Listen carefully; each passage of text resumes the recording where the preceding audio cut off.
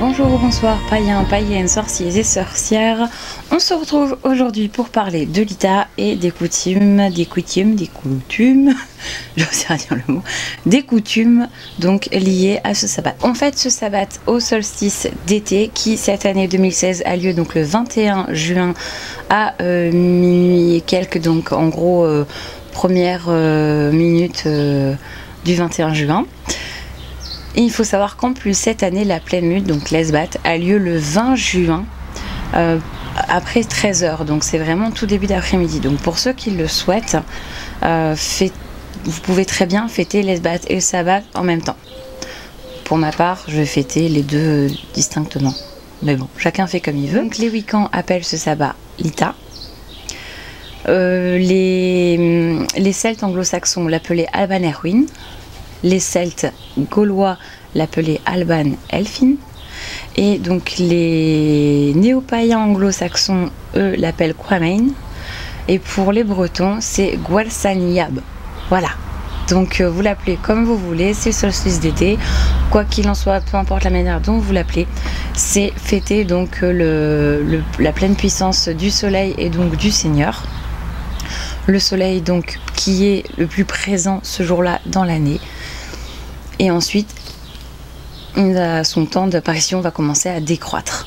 Donc vraiment le 21 juin 2016, solstice d'été, pleine puissance, pleine force du soleil et des dieux solaires et du Seigneur. D'ailleurs, à cette époque, on dit que le soleil envoie 3 rayons pour éclairer le monde.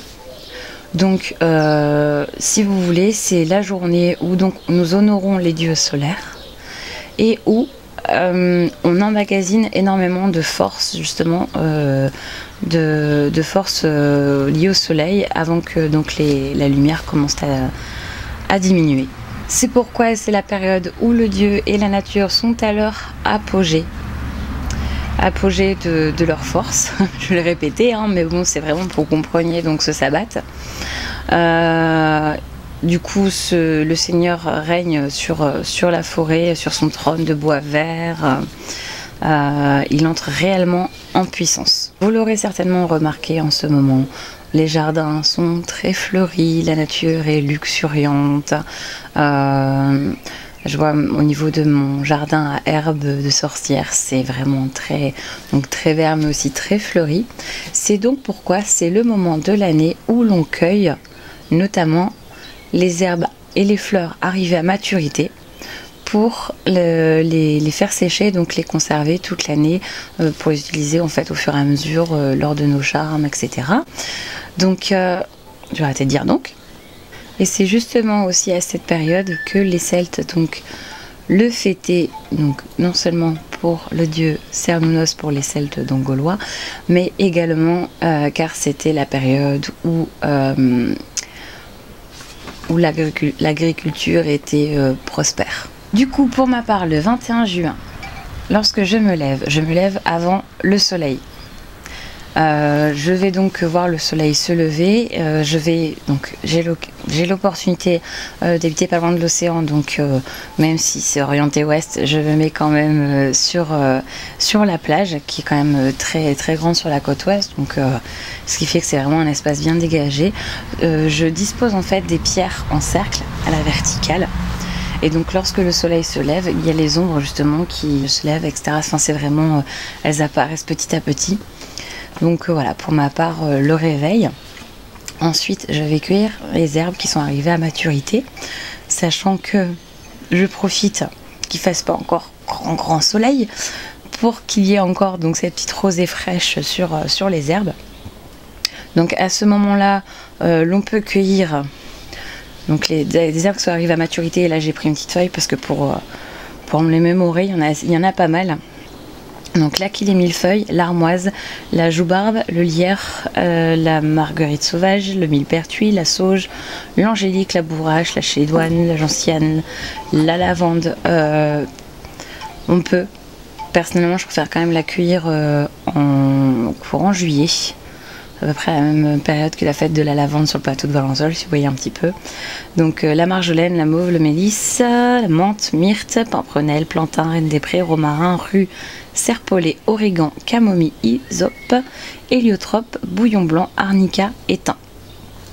D'ailleurs, pour la sauge, si vous voulez, dites-le moi en commentaire, je peux le faire, un petit DIY, parce que pour la sauge, ce que je fais, c'est donc, je mets toutes ces herbes à sécher chez moi, et dès qu'au toucher la sauge, les feuilles de sauge commencent à être sèches, je fais des petits fagots pour les bâtonnets, vous savez, de purification. Donc si vous voulez un petit DIY sur ces fagots-là, n'hésitez pas à me laisser un petit commentaire à ce sujet, et on le fera ensemble en vidéo.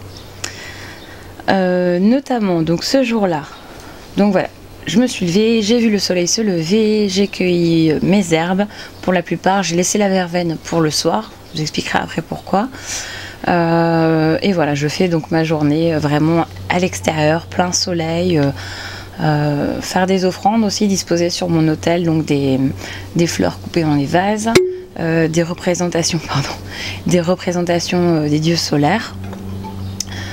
Également disposer tout ce qui est légumes et fruits à maturité, sur tout ce qui est rouge, bougies rouge, orange, jaune, sur l'autel également.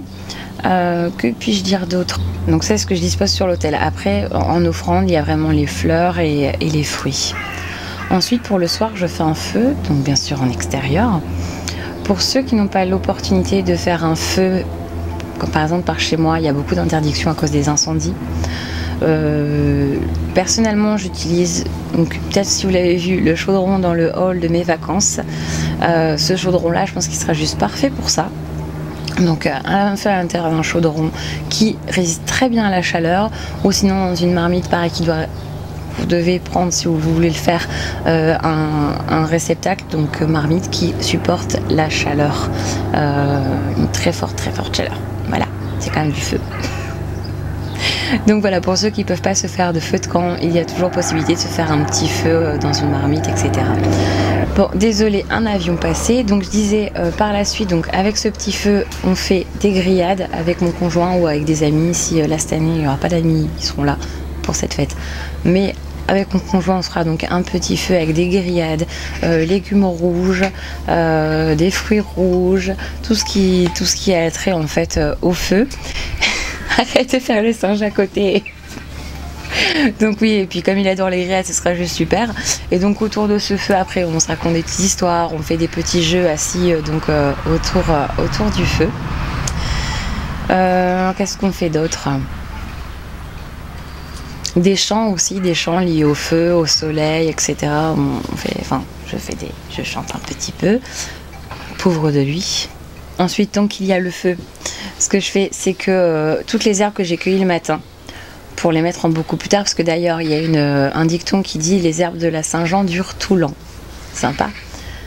Et bien, avec ces herbes que j'ai cueillies, je récupère celles de l'année dernière qui étaient dans des bocaux, s'il en reste, et je les mets dans une petite poche, un petit sac en tissu ou en papier si j'ai pas à ce moment-là.